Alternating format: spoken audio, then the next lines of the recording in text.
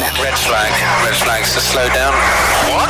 The checker flag is waiting. I can see our Chequered Flag podcast being quite spicy. 5 Live's Chequered Flag podcast. Hello, I'm Rosanna Tennant and welcome back to the Monza paddock. We've just watched the Italian Grand Prix, and for the Ferrari fans amongst you, you might be sad to hear that it was not Carlos Sainz or Charles Leclerc on the top step of the podium. It was, as you might have expected, Max Verstappen making history in Monza, taking his 10th consecutive victory as a Formula One driver, and Red Bull now with 15 consecutive races, the first team to do that.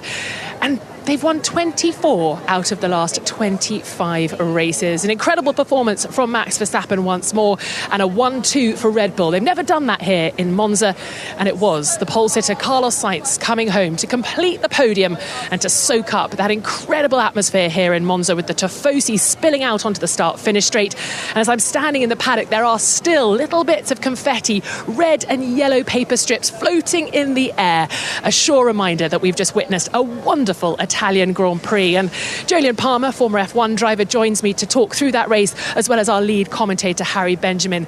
Jolyon, you said during the race, mamma mia, that was a good race, wasn't it? When we perhaps have come to expect it just to be a one-horse race with Max Verstappen out front, there was plenty to get your teeth into this afternoon. It was a really, really fantastic battle. Max Verstappen wins. Took him 15 laps. That was a nice surprise as well, that there was even a fight temporarily at the front. But it was just brilliant from the word go. The little battle between Sainz and Verstappen. Then there was a little battle between Sainz and Perez. Then there was a massive battle between Sainz and Leclerc for the final podium spot. Add in loads of great racing action further down the field as well. It was a really, really breathtaking 51-lap Grand Prix. Well, luckily, you've had a chance to catch your breath, so you'll be able to give us all your expert analysis during the podcast. And Harry Benjamin, even before we got going, there were quite a few unknowns, because Yuki Tsunoda in the AlphaTauri pulled off onto the grass with a suspected power unit or gearbox issue. Yuki wasn't sure when he spoke to me earlier. That meant we had to abort the first start, a couple of extra formation laps. So it was all a bit tense, wasn't it? With the Tifosi in the grandstands, where I was watching from, they were still loving it. And when it all got underway, as Jolyon said, it wasn't a slam dunk for Max Verstappen, which was great, because we'd all expected it to be sort of 15 metres rather than 15 laps. Well, exactly, and pressure enough already for Sainz to start on pole in front of the home crowd. His first pole in 2023, looking for a first podium at the very least in 2023 for Sainz, and with a fast charging Verstappen behind, the pressure was always going to be on. And actually, it was a fairly even start from both Verstappen and Sainz. Sainz cut across Verstappen quite quickly, and if he hadn't done that as quick as he did, then I think Verstappen might well have had a proper go down into turn one. But as was the case, Sainz was able to hold on. And you know what? We witnessed a masterclass in racecraft from Carlos Sainz today throughout the Grand Prix. Yes, he didn't end up on the top step of the podium, but you know what? I wouldn't be surprised if third place to him felt like a win. Absolutely, taking his first podium of the season. Great to see him up there. But talking of our race winner, Max Verstappen, he just played it calmly and coolly. His race engineer, Jean-Pierre Lambiase, on the radio to him, telling him that the tyres on the Ferrari weren't great, and just to be sensible. And he kind of wasn't he, Jolyon? He didn't go for anything too mad, but it did take a while to get that move done. Yeah, he had one failed attempt around the outside of Sainz, bailed out over the curbs, and it was not really on, to be honest, that move. Waited, and then it was a matter of time. The Red Bull car is just too good for everyone else still, and Max driving it is just a lethal combination. And you know what? Sainz led 14 laps, and that was the most out of any non-Red Bull driver in 2023. So Sainz also broke records today. But that was the best fight we've seen for the lead, for podium positions all season. But yet you felt that Max was always so chilled as well. You never felt like... I think there was one point where he got a little bit stressy, I think. Okay, there was a moment where he was finding it harder work than he has so far, but every single lap he was coming through, and he's about half a second off the race lead every lap. It's not sustainable for Sainz to keep him behind in 51 laps when that level of pressure is being applied. In the end, the pressure told, but even if it hadn't, and Sainz had a little lock-up and that allowed Verstappen through, if it wasn't then, it was a matter of time, because you've still got strategy to play in and tyre offsets. That car with that driver is just is just unstoppable, and there was nothing that the Sainz could have done. Yeah, that just the little bit of frustration creeping in on the radio where he couldn't believe the straight line speed of the Ferrari. Well, let's hear from our race winner then, Max Verstappen, making history and breaking records in Monza. Hey Max, congratulations. Just how satisfying is that win? Because you really had to work for this one. Yeah, I mean, they were just really quick on the straight. I think they had good top speed all weekend.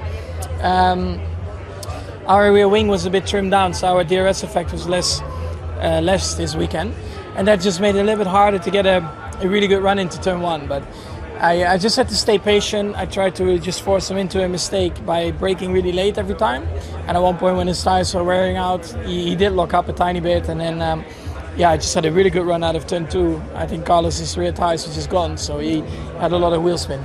That's 10 wins on the bouncer record. What does it mean to you?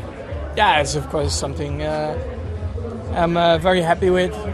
Something that you don't even think about trying to achieve, because it's very unlikely, that those kind of things happen. But they're very proud that it happened, and in general, of course, very proud of what the team has done. Also today, again, I mean, the whole year so far has been pretty incredible. But also 1-2 here at Monza, I think, is pretty special. Well, Christian Horner said after the race had finished to Max Verstappen on the radio, you're on your own now, because he's out there charting new territory, and that he could have been proud of that victory. And I think he's right, but it's going to get a little lonely out there, surely. We need someone to chase him down. Who could it be? Who's going to be closest to Max Verstappen over the coming races?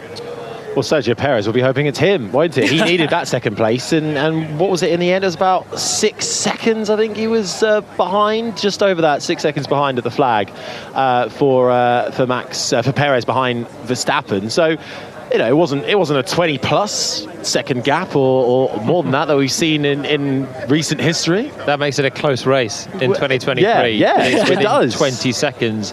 Well, it's front. 11 seconds between Carlos Sainz, P3 finisher, and Max Verstappen, the lead Red Bull, and that's the closest margin we've seen. So maybe things are starting to tighten up. Well, no, Max was dealing with an issue, he said, after the race as well. So he was cruising. He was just cruising in this one, and he was never really stressed. When he passed Sainz, he was checking out at about second a lap, and then he doesn't need to wring the neck of the car.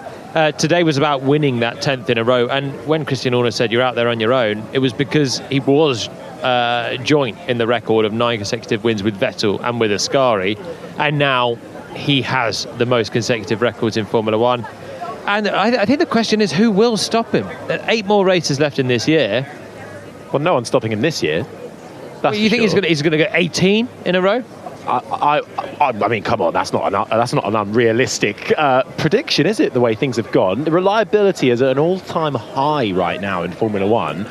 Max Verstappen has, I think, done a lot of learning over the last few years, because I think when he's had wheel-to-wheel fights, or he's found himself having to come through the field, he's had a grid penalty, he's wanted to get to the front really quickly, and that has led to maybe contact with other drivers and led to incidents that he could do without. Now, he was behind Sainz for longer than I think he imagined, that's for sure. And there was, apart from that one stressy moment on the radio as we discussed, he didn't try anything too ridiculous. He bided his time because he knew it was going to come to him eventually. But he never needs to, does he? He never needs to, because he has the best car, and he's a league ahead of everyone else. Rewind a couple of years, and he did go for a bit of what should we call it? Interesting move, an optimistic move on Lewis Hamilton, and that was the exact position he found himself in with Sainz. But unlike 2 years ago, when he had to be clinical, he had to go for everything against Hamilton, he has the best car on his own now. He's got the margin. He's got the margin. He can be safe and is not do or die, which it has been in the past for him. So the car that he's got now allows him to be a little bit more pragmatic in battle. And yeah, I don't see anyone else touching him for the rest of the year. The only thing is whether reliability works against him, or fate in some form, really, because on pure performance he's just so far ahead of the rest of the field. And yet they've been so metronomic with their reliability. And it was Perez who came home in P2. He's now got his highest points gap between himself and Fernando Alonso in third in the drivers' standings, 49 points now. So maybe Checo can breathe a sigh of relief. Of course, started further back than he'd have wanted to this afternoon, but made it up to P2. Let's hear from Checo Perez, P2 for the Mexican driver in Monza. Checo, great combative performance today. I know you had to work hard to pass the Ferraris, to pass George, but it must be really satisfying to get this result. Yeah, it is really satisfying to get this sort of result. It was super hard to get through them, but I just gave it all, and overtaking was super hard today. With the DRS really not doing much. If I was not 2 tenths out of Parabolica, I had no options at all. Ferrari were very strong on the straight line, and yeah, the battles were on the limit, but fair. A lot of sometimes I had nowhere to go, so I had to skip turn one. But overall, a super result. On a personal level as well, you've had so many setbacks this weekend, Friday, yesterday as well, and you seem to have always come back stronger. That must be really positive heading into the rest of the season when you're looking for wins now, aren't you? That's what you're going for. Yeah. I mean, that has been the picture of our season at the moment. I think this weekend has been very strong. We didn't get to show completely the pace, but I think that crash in P3 really set things back because when we repaired the car, things were not straightforward. But anyway, I think the form is back, and hopefully we can have a very strong end to the season. Sergio Perez making it a 1-2 for Red Bull, and it's crazy to think, isn't it, that Red Bull have actually never finished 1-2 in the drivers' standing. So he's doing everything that they need him to do, and today he did exactly what they needed him to do, because it's been a little bit hit and miss with Checo, as we know, over this season. Yeah, that's actually Perez's first podium since the 2012 season with Sauber here in Monza. He got second that day as well. So it was a good day for Perez in the end. Took a little bit longer to fight through with the Ferraris, but my, that was to our benefit. We really enjoyed that. I think the pressure was on slightly from him because he felt like he had one of the better Fridays in practice than he had done in a while. Looked like he was there or thereabouts, at least, a few tenths adrift of Max Verstappen, nothing massive. But then starting fifth, that was definitely disappointing, behind the two Ferraris and George Russell, of course, in the Mercedes from fourth. And Horner piled on the pressure. I think he was talking to you, wasn't he, Rosanna, at some stage, where he was saying, well, we need Sergio in the fight with the Ferraris. He needs to dispatch Russell and get there quick. And it took him a while to get past Russell, but then he did, and then we enjoyed the Ferraris and the Red Bulls battling. So Perez, I think, is a little bit of pressure eased, but now the question will always be, well, okay, can he carry that form through to Singapore in a few weeks' time? What did you make of the overtakes today, Jolien? Because there was quite a bit of chat on the radio, some braking or moving under braking. Was it clean enough for you today? Yeah, no, it was clean, and it just took a long time, and that's the thing for Perez. I don't think Sainz did anything wrong in his defence. I think the radio message from Perez basically saying, he's just panicking a little bit because he was stuck behind Sainz for quite a long time. I don't think Sainz did anything too different to what George Russell was doing in defence earlier on as well in the Mercedes, which kept him at bay for a long time. His Leclerc move was much more straightforward. And in the end, the pressure told again, and he was so quick through the corners as Sainz's tyres were going away that he just drilled him in Parabolica and got the move done on the straight. Didn't actually need to do anything on the brakes. But I think there was a moment for Checo where it just seemed like he was a bit panicked that the laps were running out. They come really, really quick in Monza. The race flies by, and the laps were ticking down. He was still stuck behind that Ferrari that he was so much quicker than. But in the end, managed to get it sorted. And I think, the racing was really good to watch, and I think Perez could be pretty happy. Came through for second. That's the best he could have done today. And that is exactly what he said. Yes, so a 1-2 for Red Bull. Max Verstappen ahead of Checo Perez. Carlos Sainz started on pole. You'd say the weight of a nation on his shoulders. When you see the Tifosi fans in the stands here, when you even drive into the track, you drive past the Hotel de Ville where the drivers stay. We heard the drivers, Charles Leclerc and Carlos Sainz, saying it took them so long to get out of the hotel. They were late to the track on one of the days. Just is the immense support and passion that the Tifosi fans have for them. They want to stop. They want to take photos with them, and in actual fact, sometimes you just see people wanting to take a photo in front of the Ferrari hospitality and the logo. They absolutely love the Scuderia, but Today, Carlos Sainz, I think that podium, as you say, Harry, probably feels more like a win, but what a defensive masterclass. And sometimes it's Carlos Sainz who's not so strong in race trim. It's more his teammate Charles Leclerc. How much did he deserve that podium today, guys? Oh, massively so. He deserved that. I think I would have been... I mean, if Leclerc had got it, then, OK, fair enough. Leclerc was pushing him all the way as well. We haven't seen teammates battle like that in so long. It was such a pleasure to witness. And Leclerc not giving an inch even after he lost out to Perez. He was still able to keep with Perez through the DRS. And once Perez got Sainz, then the fight was on, really, for those two Ferraris. But you're right, Sainz is, I think, a bit harder on his tyres. Doesn't quite have the outright race pace compared to Leclerc, who I think is obviously a little bit faster than Sainz overall. But today demonstrated what Sainz brings to the table, and that is immaculate racecraft and not afraid to get elbows out when required. He was giving it everything to be third. I can't remember the last time teammates went to war like that in a Grand Prix and didn't just crash together at some point as well. You could tell how much Sainz was wanting it. Not at a podium this year, started on pole. Leclerc was the quicker driver today between the two. Once again, in race trim, Leclerc was quicker, even if Sainz has had the edge on one lap pace so far this weekend. But Sainz's racecraft was good. It was so aggressive to keep Leclerc at bay. There was a time they both went through the runoff area. There was a bit of moving under braking as well that was on the limit on the final lap. It was everything from Sainz up to the limit, right flirting with the limit of decent racing. But it was amazing to watch. And on pure racecraft alone, his heart rate must have been up and up and up through that one to the end, just clinging onto the podium. And yeah, on racecraft alone, he does deserve that one today. Are you surprised a bit that Sainz didn't get done or at least investigated for a couple of defensive moves where it did look like he was a bit late moving in the braking zone?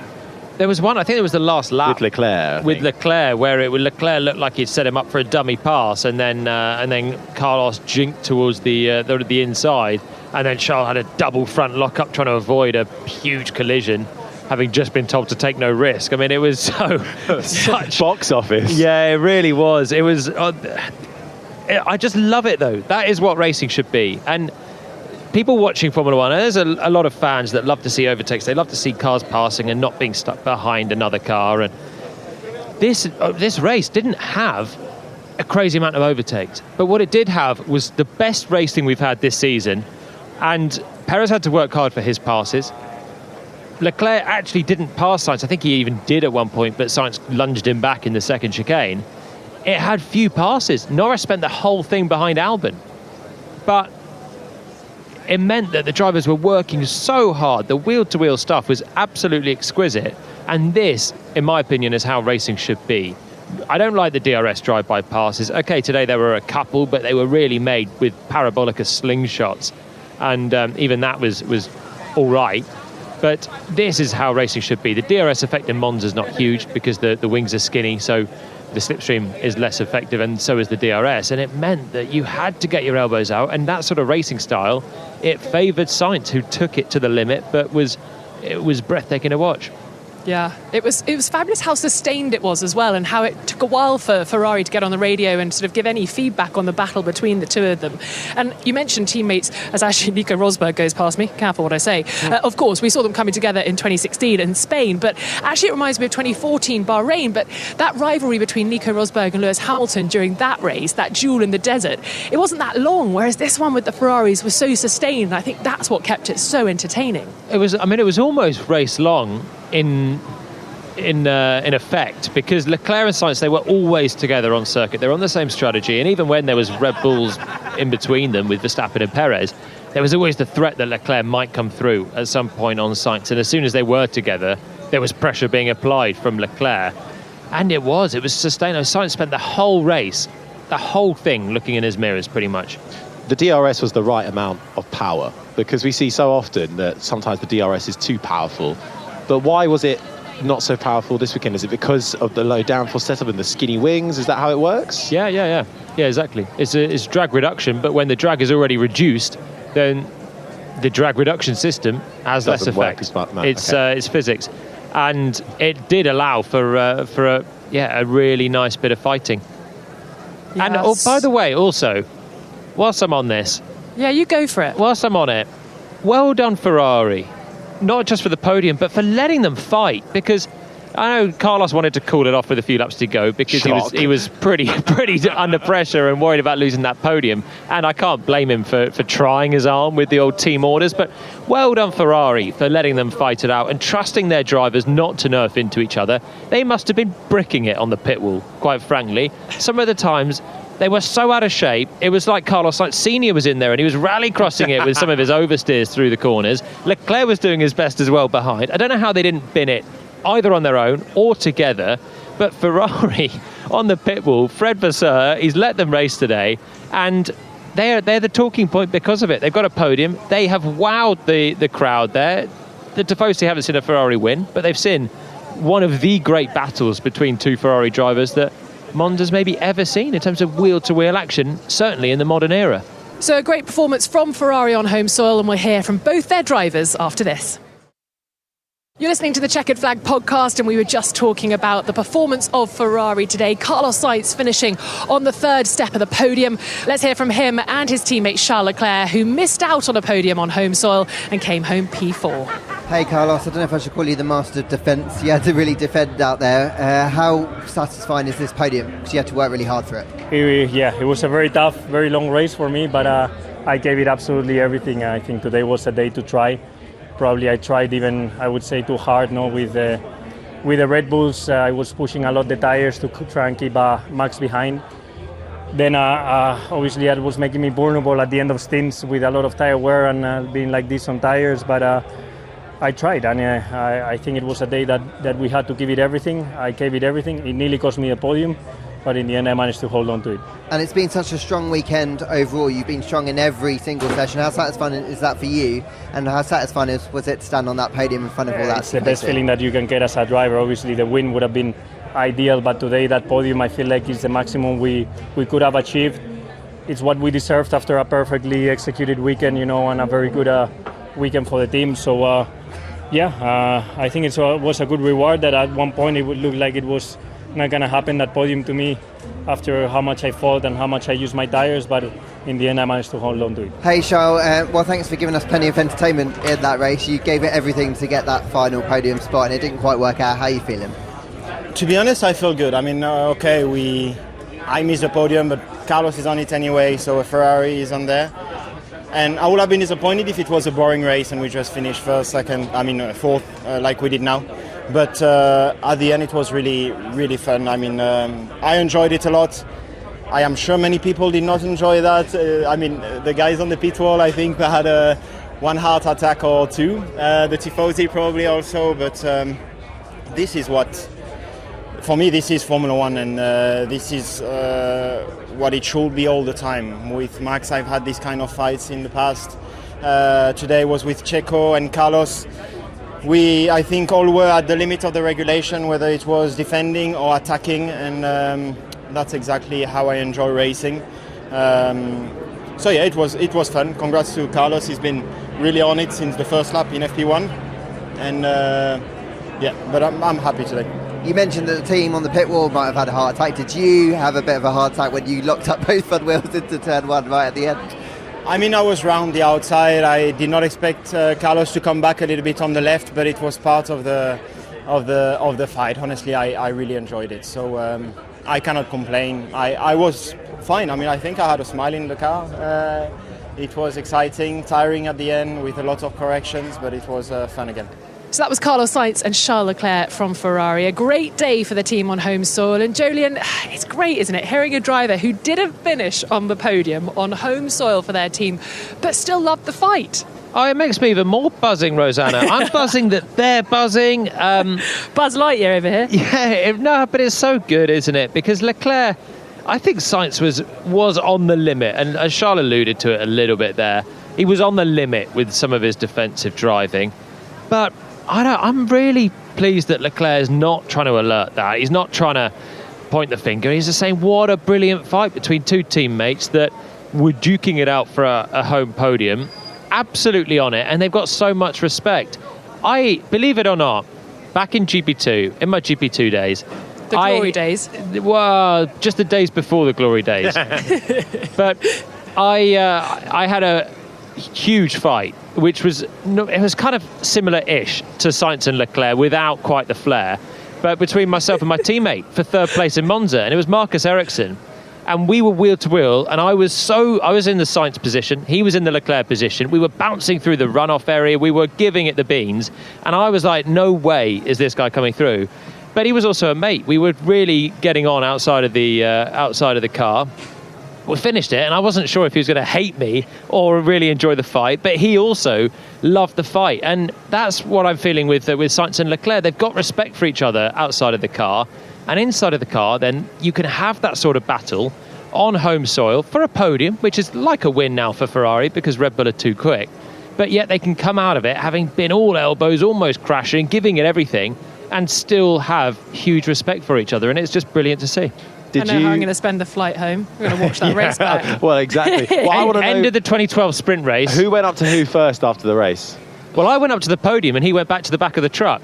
Oh. After that, okay. then did you go? Did you see him and go, "Oh, mate, sorry about that," but that was fun? No, it was just fun, and it was just good battling back then. But you're going to be disappointed if you think it was anything like this Ferrari battle today. So don't get your hopes up. But it felt like it in the car because you're clinging on for a podium, and I can so understand what Sainz was feeling, having started on pole. He hasn't had a podium yet this year. He's had 1 4th place, and he hasn't really had like an obvious look in for a podium, even if he's had moments of running in the top 3. But in the last laps today, he was putting it on the line, and there was no chance he was going to let Leclerc through easily, and he was just sending it where he could. And in spite of that, they're still mates, they still get on, and they're happy with that was racing, and we are happy with them racing like that, because that was just amazing. I feel like we saw a new level of Sainz today, though, because he's always been the consistent peddler this year, and he hasn't had the standout moments that Leclerc has had, but Leclerc is much more up and down, whereas Sainz is the stable backbone. But I feel like he needed this kind of result today as well, at a time where we are talking about contracts with the Ferrari drivers. They both have one for next year, but after that, what's going on? Sainz and Audi coming in a few years' time. Who's the team leader in that team? Ferrari don't want to put a label on it, whether it's Leclerc or Sainz, but Leclerc is the obvious man. But Sainz, with a race like today, I felt like he really up to game today, up to level. Yeah. You agree? Wow. But don't you think, can I just sort of put a spanner in the works? Should it have been Charles on the podium? Because if, like he said on the radio, Carlos's tyres have gone, should the team have done something at that point? Are you glad they didn't? Oh, I think we're all glad they did it, though, aren't we? Yeah. But in an I know what you mean. Universe, yeah. They could have maybe, in the battle with Perez, could Sainz have stayed closer to Leclerc and helped Leclerc with DRS, and that could have maybe kept Perez behind a bit longer, and then Ferrari might have ended up with a 2-3.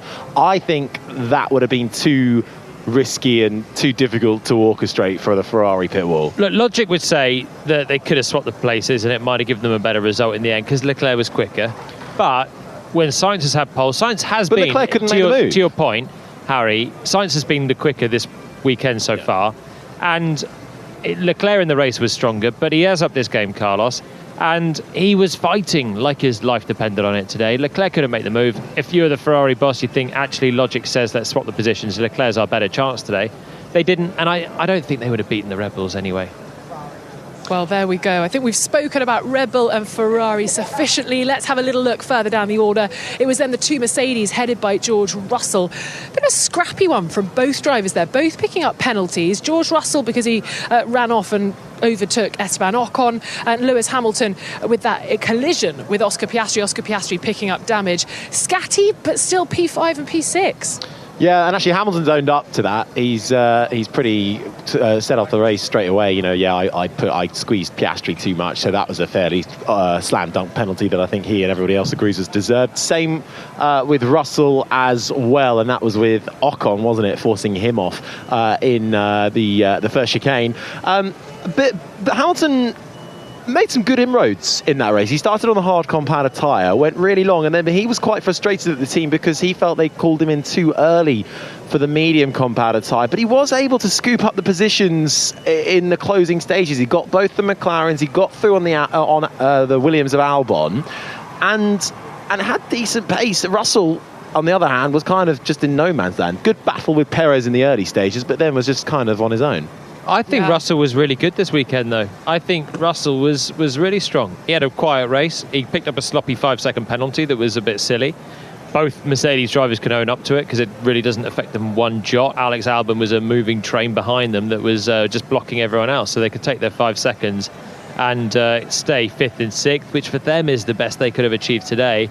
And yeah, Russell this weekend, really very strong, and he's backed up an improved performance in Zandvoort with a big performance here on a day where Mercedes, and a weekend where Mercedes haven't really been in the running. He at least had some good defence of Perez. He at least kept a rough look in at the top 4 as well.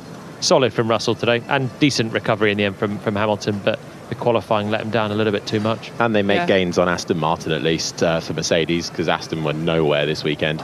Yeah, really anonymous race for both Fernando Alonso, who took 2 points, and Lance Stroll outside the top 10. Alex Albon, we mentioned he was the train in P7, started P6, but actually to finish P7 in that Williams, which, we know goes well around this track, but equally there are some faster cars around him. That was a pretty good performance for him to hang on for the P7. Yeah, it was another accomplished defensive drive from Albon, and we come to expect it, really. When does this become the norm? Yeah. It already is, isn't it? Yeah, it's the first time he's scored consecutive points finishes for Williams, which is, I found a bit strange, but makes perfect sense because he's getting better and better. That car has been getting better and better throughout the season. And Albon, we said it on the coverage, he didn't shine at Red Bull, but he is now proving himself to be a very decent peddler for a team that is on the up. Absolutely. Behind him, Lando Norris, who had a little coming together with his teammate Oscar Piastri. Is this the moment the McLaren driver relationship becomes a little bit tense? Nah. You never know. I don't see it, but Norris is definitely feeling the heat from a really good rookie this year. Piastri was at fault for their small touch, but they got away with it, and thankfully for McLaren, they didn't have damage, unlike the Piastri-Hamilton touch, which was what ended Piastri's chance of points today. So they got away with it from a team point of view. And I think Norris is feeling some heat from Piastri, who's doing a really good job. But Lando, I still think he's got the upper hand at McLaren. But compared to the last 2 years with the other Aussie in the car, Ricciardo, this is a very different prospect for Norris, who's having to dig deep to beat his teammate. And it's always uncomfortable when you have a touch like that. But at least they can look at the end and think that it made no impact on their Grand Prix. And also a little bit of frustration on the radio with Lando and his race engineer. Just a little bit tetchy at times. Do you agree?